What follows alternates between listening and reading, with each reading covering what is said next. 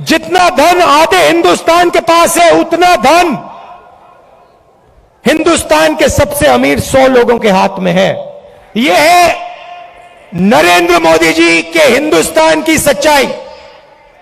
2 हिंदुस्तान बन गए हैं।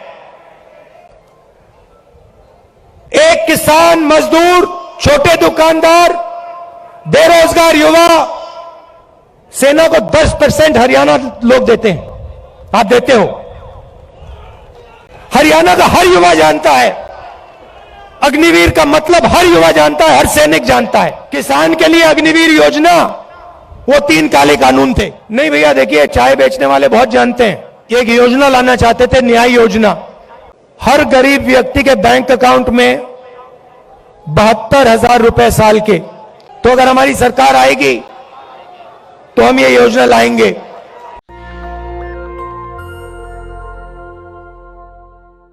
स्टेज पे कांग्रेस पार्टी के सब वरिष्ठ नेता, हमारे प्यारे कार्यकर्ता,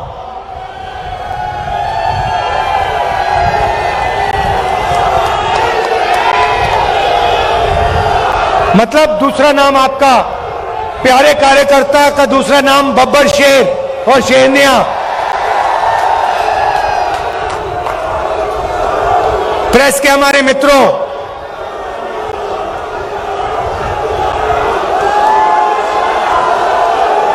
भाई और बहनों, आप सबका यहां बहुत बहुत स्वागत, नमस्कार।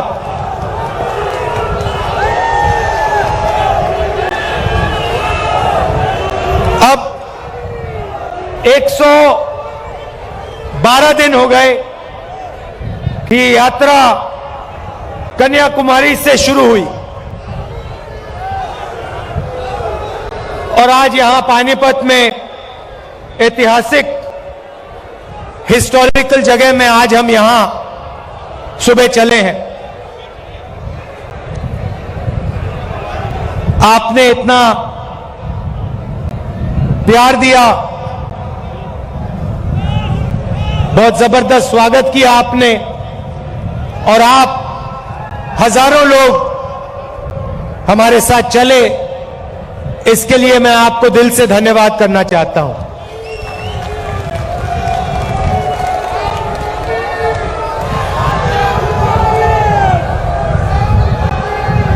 भाइयों और बहनों, एक सवाल शुरू करने से पहले एक सवाल है मेरा।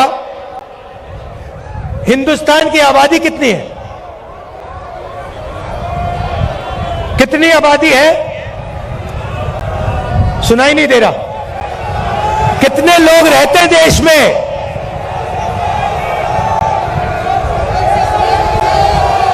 कितने?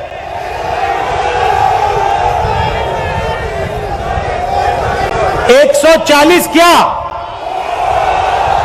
140 करोड़। अच्छा एक बात बताइए, ये स्टेज पे कितने लोग बैठे हैं? 100, तकरीबन 100 लोग हैं ना। अब मैं आपको थोड़ा सा देश की जो आर्थिक स्थिति है उसके बारे में बताना चाहता हूं।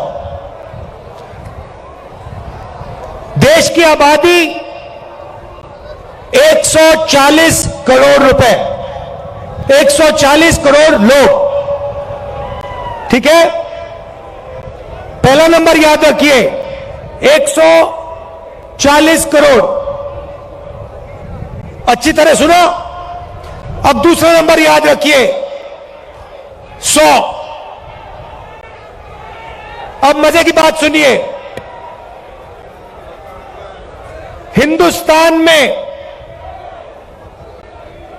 नहीं शांत हो जाइए क्योंकि मैं गहरी बात बोल रहा हूं।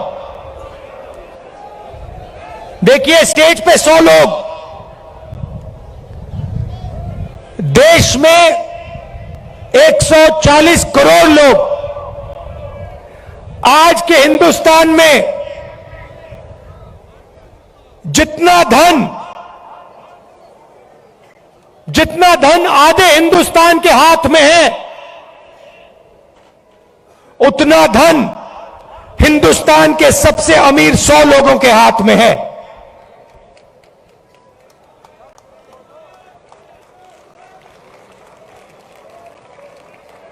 जितना धन आधे हिंदुस्तान के पास है, उतना धन हिंदुस्तान के सबसे अमीर 100 लोगों के हाथ में है।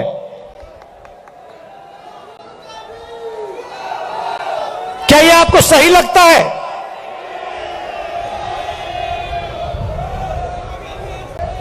क्या आपको इसमें न्याय दिखाई देता है?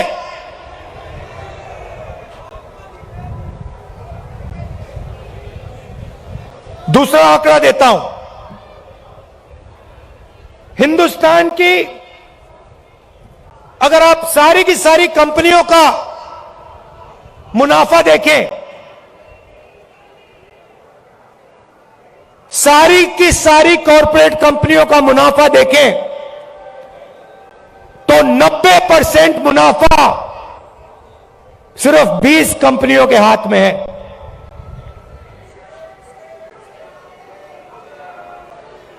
मतलब 90% मुनाफा 20 कंपनियों के हाथ में, और इस देश का आधा धन 100 लोगों के हाथ में। यह है नरेंद्र मोदी जी के हिंदुस्तान की सच्चाई।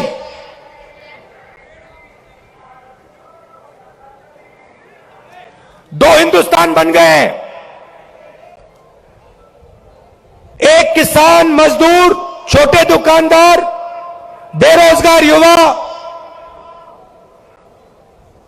इनका, इसमें करोड़ों लोग रहते हैं।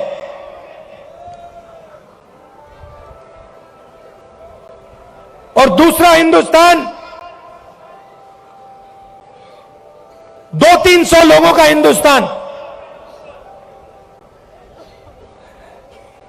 200-300 लोगों के हिंदुस्तान के पास पूरा का पूरा धन,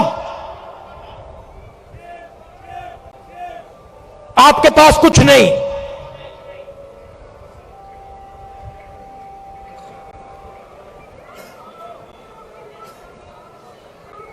आपके पास ये पानीपत में जो हवा है, जिसमें आप सांस नहीं ले सकते, वो है आपके पास।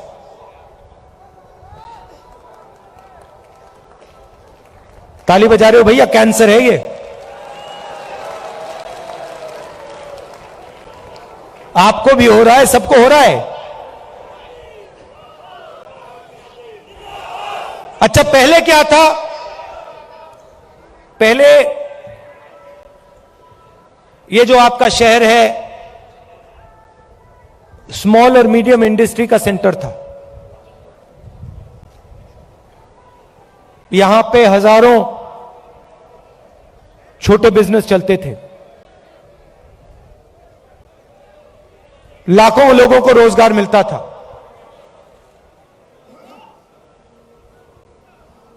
और फिर नरेंद्र मोदी जी ने नोटबंदी की, गलत जीएसटी लागू की,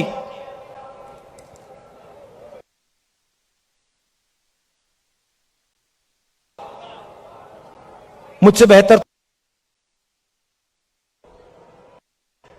ये 2 पॉलिसियां नहीं थी, नोटबंदी और जीएसटी पॉलिसियां नहीं। छोटे स्मॉल और मीडियम बिजनेस वालों को खत्म करने के हथियार। और ये सिर्फ पानीपत में नहीं हुआ, हरियाणा में नहीं हुआ, ये पूरे देश में इन 2 हथियारों ने, जो देश को रोजगार देते थे, स्मॉल और मीडियम बिजनेस जो चलाते थे, इन 2 हथियारों ने उनकी रीढ़ की हड्डी तोड़ दी, उनको खत्म कर दिया। और आज 21वीं सदी में हरियाणा बेरोजगारी का चैंपियन है। आपने सबको पीछे छोड़ दिया। बेरोजगारी में। कितना भैया? 38%।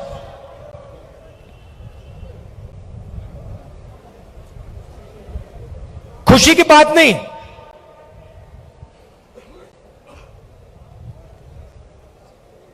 हरियाणा का जो युवा है,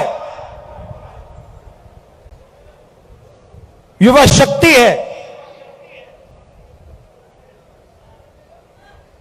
सारी की सारी जाया हो रही है।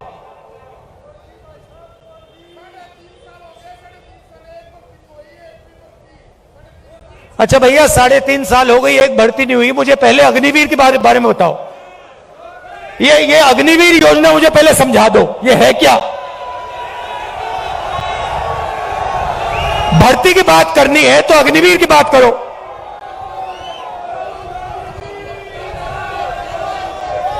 ये कहते हैं, पहले कहते हैं हम देशभक्त हैं।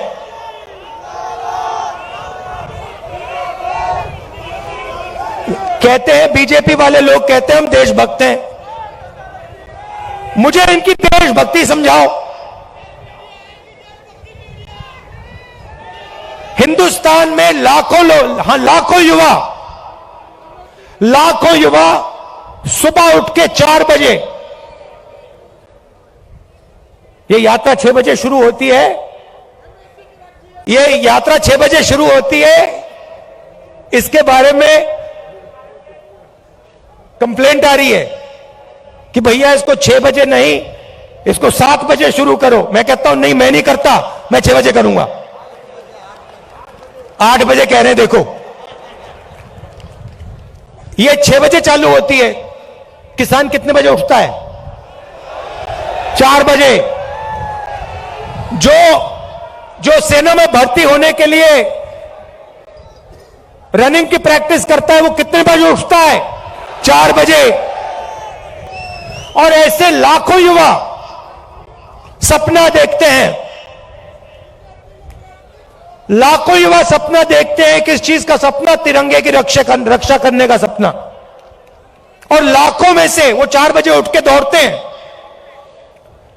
हर स्टेट में सुबह सुबह अगर आप जगो, आप इनको देख सकते हो।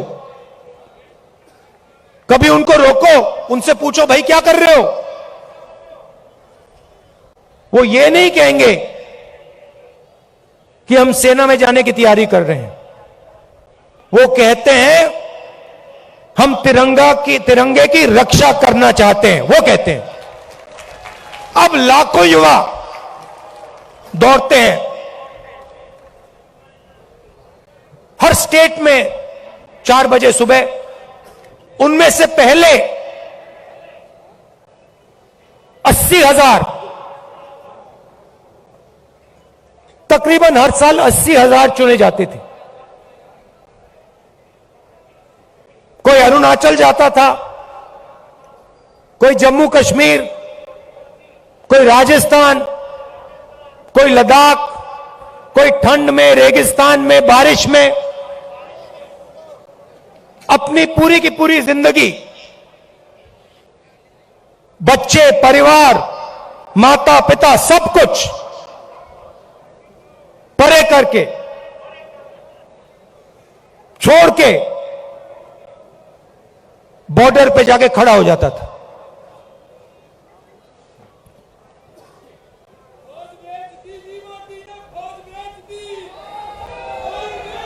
नहीं, सुनो, बात सुनो। वो बॉर्डर पे खड़े होते थे, वहां पे तूफान आ जाए, बर्फ गिर जाए, गोली लग जाए, बम फट जाए, कुछ नहीं।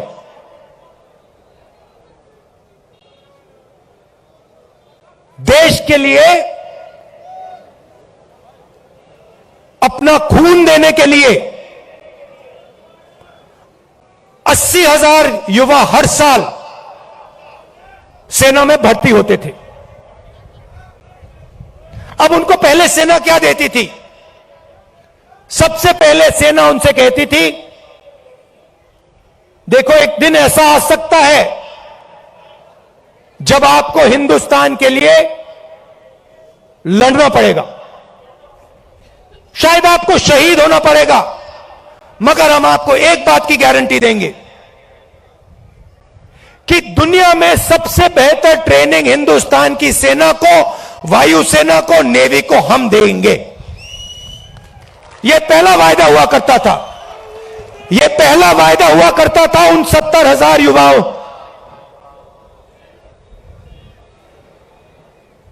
आर्मी कहती थी, हिंदुस्तान की सरकार कहती थी, तुम्हें हम बिना ट्रेनिंग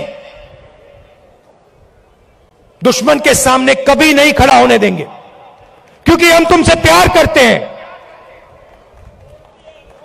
हम तुम्हारा आदर करते हैं, हम तुम्हारे खून की रक्षा करना चाहते हैं। बिना ट्रेनिंग हम आपको कभी नहीं भेजेंगे, मर जाएंगे मगर नहीं भेजेंगे। पहला वायदा। दूसरा वायदा, 15 साल आपको सर्विस मिलेगी, 15 साल आपको सर्विस मिलेगी। अगर आपको इतनी सी भी चोट लगी, इतनी सी चोट लगी उंगली पे, हम आपकी रक्षा करेंगे। जो भी आपको चाहिए हम आपको दे देंगे। यह था दूसरा वायदा। तीसरा वायदा, आपने इस देश के लिए अपना पूरी जिंदगी दे दी, पूरी की पूरी आपने जिंदगी दी, आपने अपने बच्चे दे दिए, माता पिता दे दिए, परिवार दे दिया, अपने सारे के सारे सपने दे दिए इस तिरंगे को रक्षा करने के लिए। ठीक है, हम आपको पेंशन देंगे। और जब आप गांव में वापस जाओगे, जब आप गांव में वापस जाओगे, तो हम आपको एक्स सर्विसमैन का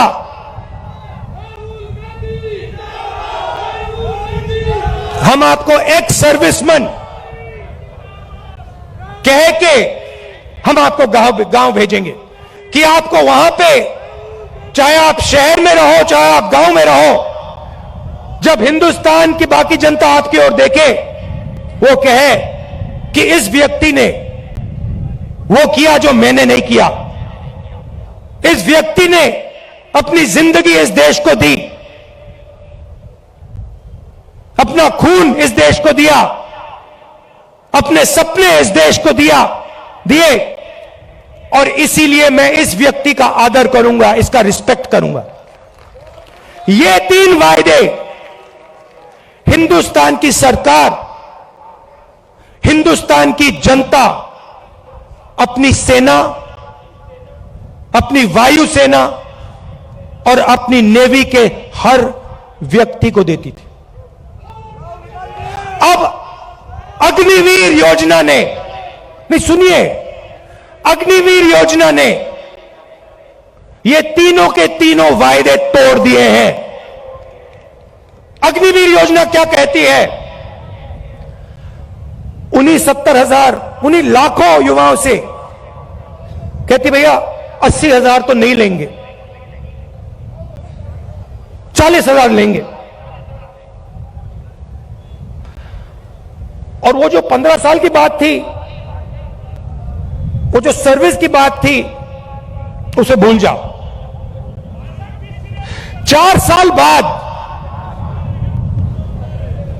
पहले 80,000 लिए जाते थे, 4 साल बाद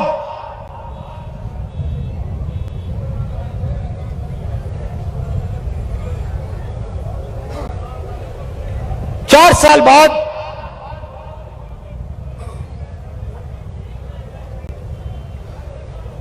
हम 75% को वापस भेज देंगे, निकाल देंगे, बस 25% हम रखेंगे।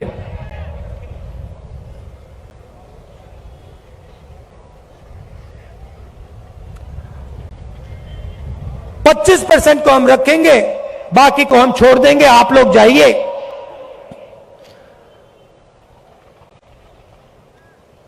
बेरोजगार हो जाइए।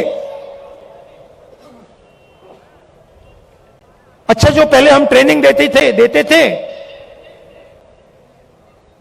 जो सैनिक को तैयार करने में 5, 10, 15 साल लगते हैं, मिसाइल चलाने में, रॉकेट चलाने में, हथियार को ठीक से चलाने में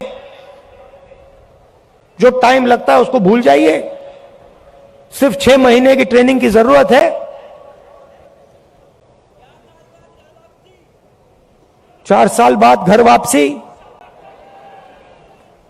तो ये वायदे नरेंद्र मोदी जी ने और बीजेपी ने तोड़े हैं। जब मैं ये बात उठाता हूं तो कहते हैं मैं सेना के विरोध बात कर रहा हूं। मैंने बोला था प्रेस के मित्र हैं, ये भी उनकी बात करते हैं कि देखो भैया, समझ गए आप, मैं सेना की बात उठा रहा हूं।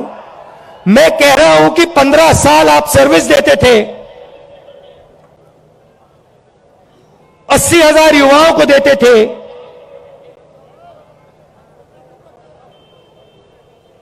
पेंशन देते थे, अब नहीं दोगे।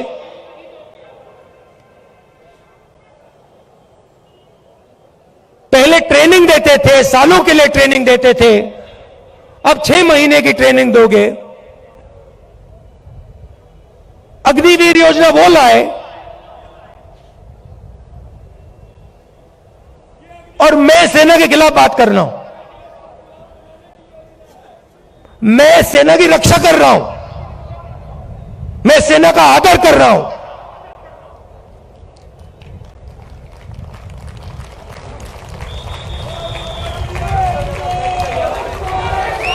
और भाई और बहनों, एक और बात, जब वो युवा सड़क पे दौड़ते हैं, लाखों लाखों दौड़े, जब उन्होंने सरकार से कहा, जब उन्होंने कहा सरकार से कि भैया ये अग्निवीर योजना हमें अच्छी नहीं लगी, हम आर्मी में देश की रक्षा करना चाहते हैं, तो फिर सरकार ने क्या किया आप जानते हो? सरकार ने कहा कि इनके अगर चेहरे कैमरा पे आ गए, जो धरना दे रहे थे, अगर इनके चेहरे कैमरा पे आ गए तो इनको कोई सरकारी नौकरी नहीं मिलेगी। और धमकाया उनको कि बाहर मत आओ, अग्निवीर के बारे में सच्चाई मत बोलो, नहीं तो तुम्हें सरकारी रोजगार नहीं मिलेगा। मैं चला हूं, 3000 किलोमीटर चला हूं, वो सारे के सारे युवा मुझसे मिल रहे हैं, सारे के सारे कह रहे हैं कि हमारा सपना तोड़ दिया, हमारा भविष्य बर्बाद कर दिया। छुपाई नहीं जा सकती बात।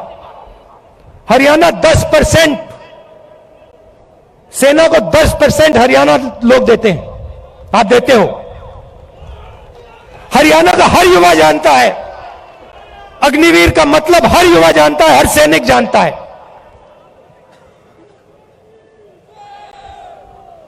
यह सच्चाई है।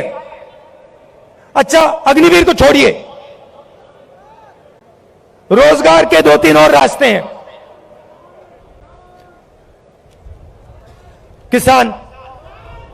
किसान के लिए अग्निवीर योजना, वो 3 काले कानून थे। जो सेना के लिए अग्निवीर है, वो किसानों के 3 कानून थे। सारे के सारे किसान खड़े हो गए,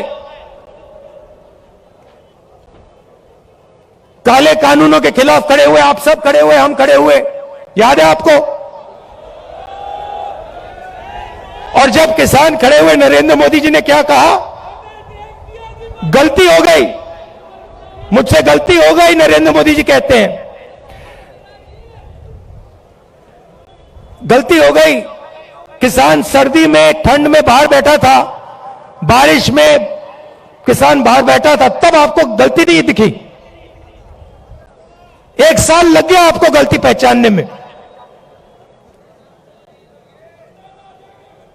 700 शहीद हो गए। किसानों को उग्रवादी बताया था, यह सच्चाई है। नहीं भैया, देखिए चाय बेचने वाले बहुत जानते हैं, चाय बेचने वाले बहुत कुछ जानते हैं।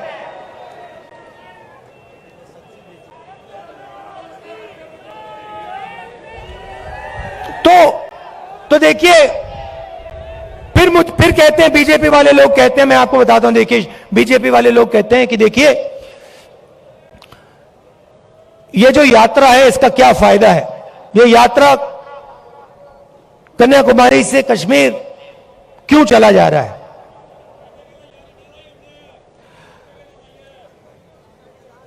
भारत जोड़ो यात्रा क्यों की जा रही है, मैं आपको बताता हूं।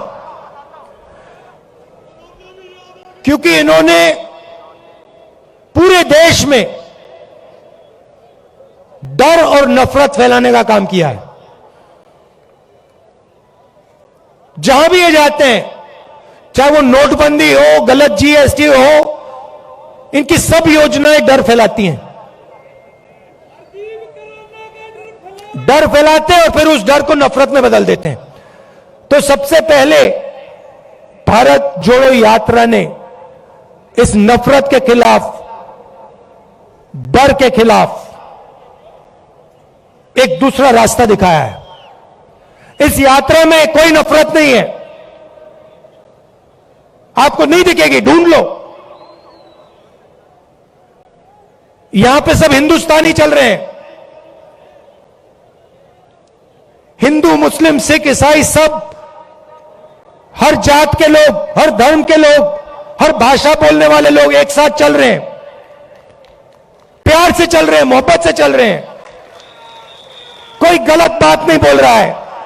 कोई गिरता है तो कोई सवाल नहीं पूछता, भैया तुम्हारा धर्म क्या है, तुम्हारी जात क्या है, ना, एकदम उठा देते हैं, मदद करते हैं। सारे रास्ते में, हर स्टेट में जब हमारे लोगों को चोट लगती है, कोई ना कोई उनकी मदद करता है। आम जनता खाना देती है, पानी देती है, मदद करती है। ऐसा हिंदुस्तान हमें चाहिए। मैंने बोला, उन्होंने पूछा क्या कर रहे हो, आपके नफरत के बाजार में मोहब्बत की दुकान खोल रहा हूं।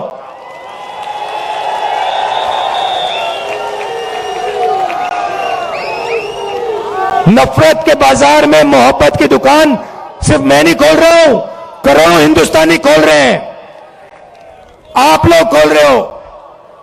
ये देखो, मैं टी शर्ट पहना हूं, ये तो शर्ट भी नहीं पहने।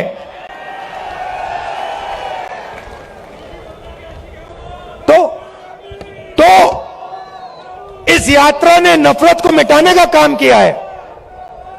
मेरे पास कुछ दिन पहले एक आदमी आए मेरे साथ, चले, कहते हैं राहुल जी मैं आपको कुछ कहना चाहता हूं। मैंने कहा क्या? कहता है मेरे भाई के साथ मेरी लड़ाई थी, सालों उससे मैंने बात नहीं की, आपकी यात्रा आई,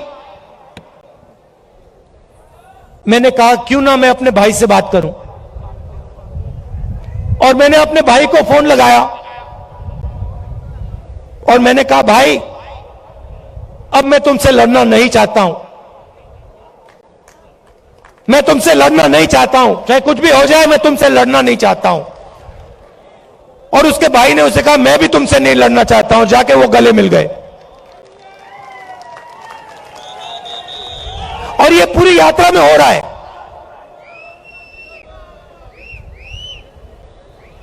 बहुत सारे लोग मेरे पास आए, मेरा पुराना मित्र था, उससे मैं लड़ गया, मैंने उससे दोस्ती कर ली। मेरा भाई था, मैंने उससे दोस्ती कर ली। तो सचमुच में ये यात्रा भारत को जोड़ने का काम कर रही। वो मीडिया नहीं दिखाती भैया, भैया कैसे दिखाएंगे बेचारे? भैया एक बात बताओ, भैया एक बात बताओ, आप देखो, आप समझो बात। आप कभी घोड़े पे बैठे हो ना? घोड़े पे लगाम होती है ना, अगर आप लगाम को इधर करोगे तो उधर जाएगा ना वो, अगर उधर करोगे उधर जाएगा ना वो। लगाम लगी हुई है भाई, वो कभी इधर खींचे वो उधर भाग जाते हैं, कभी उधर खींचे उधर भाग जाते हैं। मगर एक बात है, घोड़े के ऊपर मोदी जी की फोटो जरूर दिखेगी, वो तो दिखेगी। तो भैया अब बेचारे के ऊपर लगाम लगा हुआ है, वो क्या करें? उनकी गलती नहीं है, इनको भी जीना है, खाना खाना है, बच्चों की देखभाल करनी है, करनी तो है ना, सही बात है। तो ये देखो, ये मुस्कुरा रहे हैं, देखो ये मुस्कुरा रहे हैं, कह रहे हैं हाँ भैया बात सही, भैया को कह रहे हैं, देखो बोल रहे हैं हाँ बात तो सही की। तो हम समझते हैं कि आपके ऊपर आपके लगाम लगा रखी है, और हम जानते हैं कि हम जानते हैं कि आप सच्चाई को पहचानते हो, सच्चाई बोलना चाहते हो, मगर मुश्किल है। चलता है, हो जाएगा काम।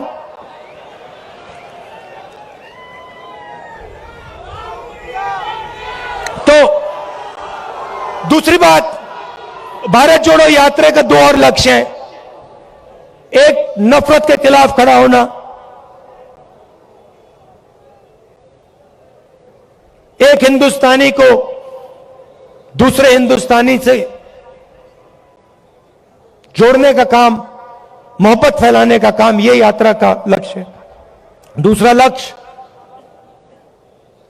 जो देश में बेरोजगारी फैल रही है उसके खिलाफ खड़ा होने का है। और आखिरी बात, जो महंगाई है, जो आप सबको लगती है, चुभती है। पहले 400 रुपए का सिलेंडर होता था, आज 1100। पहले 60 रुपए का पेट्रोल, आज 100 रुपए का पेट्रोल। तो उसके खिलाफ खड़े होने की यात्रा है। और अंत में, जो हिंदुस्तान की आर्थिक स्थिति है, जो मैंने पहले बात बोली, 100-200 लोगों के पास हिंदुस्तान का 50-60% धन, और किसान, मजदूर, छोटे व्यापारियों के पास कुछ नहीं। ऐसा हिंदुस्तान हम नहीं चाहते हैं। इसमें सबकी इज्जत होनी चाहिए, भाईचारा होना चाहिए, मोहब्बत होनी चाहिए। मिलकर यह देश आगे जा सकता है, किसी का भी मुकाबला कर सकता है, किसी भी देश का मुकाबला कर सकता है। तो यह हमारा लक्ष्य था, और आपने इतना समर्थन दिया, इतना प्यार दिया,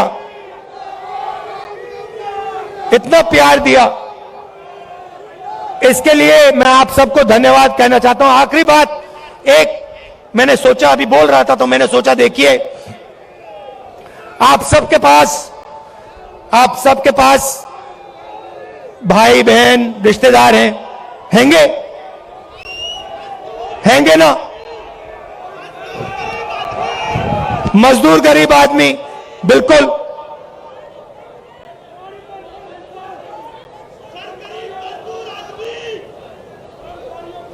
उस गरीब मजदूर आदमी के बारे में, उसके बारे में बोलूं,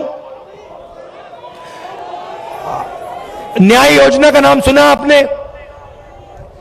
2019 में हम एक योजना लाना चाहते थे, न्याय योजना। हर गरीब व्यक्ति के बैंक अकाउंट में 72,000 रुपए साल के सीधा बैंक अकाउंट में, गरीब मजदूरों के बैंक अकाउंट में, गरीब किसानों के बैंक अकाउंट में, सबके बैंक अकाउंट में। तो अगर हमारी सरकार आएगी तो हम ये योजना लाएंगे। हां, तो आप सबका दिल से धन्यवाद करना चाहता हूं। और देखिए, जैसे वो व्यक्ति मेरे पास आया था, उसने कहा था मुझे कि मैंने अपने भाई से फिर से रिश्ता बना दिया। आपके भाई हैं, कभी कभी लड़ाई हो जाती है, रिश्तेदारों से लड़ाई हो जाती है, दोस्तों से लड़ाई हो जाती है। आप जाके उनको फोन कीजिए, उनसे कहिए आप भी हिंदुस्तानी हो, मैं भी हिंदुस्तानी हूं, आप मेरे भाई हो, मैं आपसे लड़ना नहीं चाहता हूं, लड़ाई बंद कीजिए। बहुत बहुत धन्यवाद। जय हिंद। नेशनल दस्तक की आपसे गुजारिश है कि अगर इसको बचाना चाहते हैं तो नेशनल दस्तक को सब्सक्राइब करने के लिए रेड कलर के सब्सक्राइब बटन को दबाएं, फिर बेल आइकन की घंटी दबाएं। नेशनल दस्तक को बचाने के लिए बहुत जरूरी है कि हर खबर को शेयर करें, लाइक करें, कमेंट जरूर करें।